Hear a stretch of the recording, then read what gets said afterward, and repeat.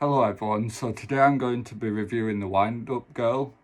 I'm not even going to try and pronounce the author's name because I'll end up butchering it, but this story basically follows a few characters. A girl called Emiko, who's basically the Windup Girl. She's a genetically modified human, so she's not like fully real, if that makes sense. And it describes her motions, like how she moves and walks and stuff, as like stop motion almost, you know, like where it's sort of very animated.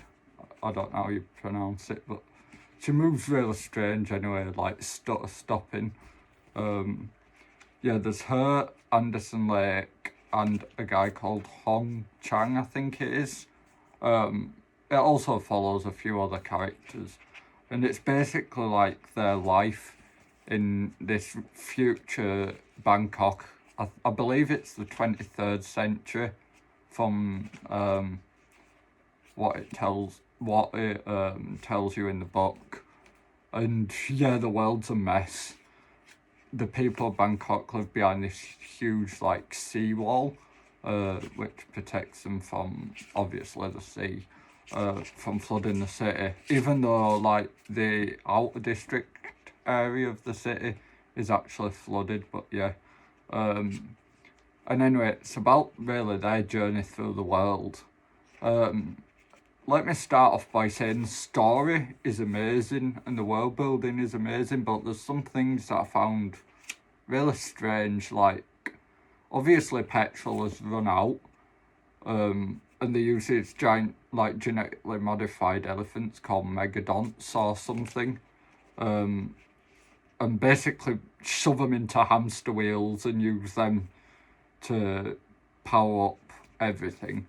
And they also use these kink springs, I think they're called, which basically, like, you wind them up and then, like, really, really far, and then they slowly unwind, and you use them to like power motors and all sorts.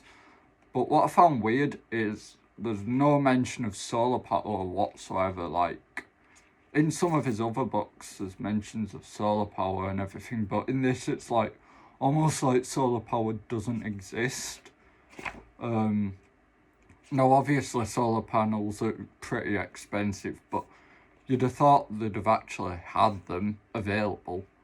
There's no mention of hydroelectric power either, or any other forms of sort of like eco-friendly forms of power, which I found kind of strange. You'd think there was, but anyway, that's only a small nitpick.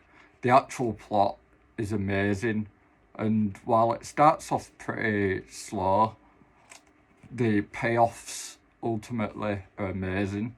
Especially towards the end. Like towards the end there's a lot of action, so if you like action and some really quite graphic confrontations, then this is definitely the book for you. Obviously this is a science fiction sort of story, so if you don't really like sci-fi this might not be for you, but honestly, like apart from a few of the other sort of things that we don't have now, technology-wise or whatever, you won't really know it was sci-fi unless, obviously, like, you know a lot about sci-fi. I think this would be classed as biopunk.